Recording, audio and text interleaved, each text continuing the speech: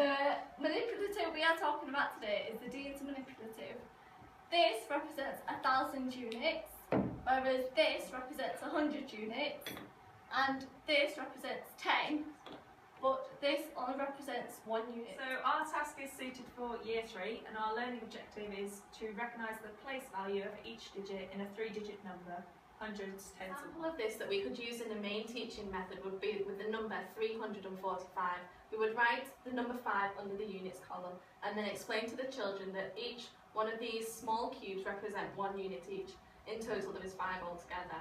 We would do the same for the tens, so there would be 4 units that each represent 10, so would equal to 40, and again for the hundreds. So there would be 3 lots of units that represent 100 each and would equal 300 altogether. Start off by asking the children some closed questions. For example, what does the 3 represent? What does the 4 represent? And what does the 5 represent here? We could then challenge the children by asking them questions such: how could you change the number to represent 446? We then asked the children to go off in pairs and they could discuss between each other how they would change it and what they would need to add.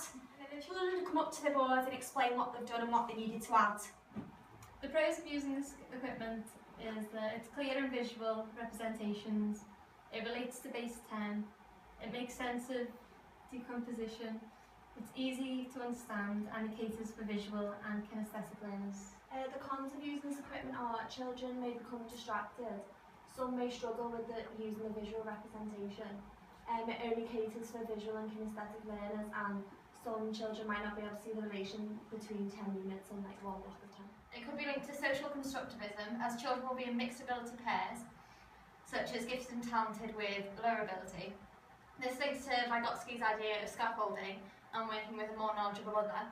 Children are able to progress beyond their current zone of proximal development with the support of the gifted and talented child, so the person who is more knowledgeable. It can also be linked to constructivism, so children will be working with their peers and other adults, for example the teacher, maybe a TA, to complete activities, which links to Piaget's theory of children being active learners. It can link to the STEM theory by learning a method which works is a poor way of learning. This leads to a weak understanding of the nature of mathematics. Children can use the visual representations in order to understand why the method works and how they can adapt it to their own learning style. So some children may want to use the blocks in different ways. Mike Askew has the theory of connectionism. He said about making connections between an area of maths and representations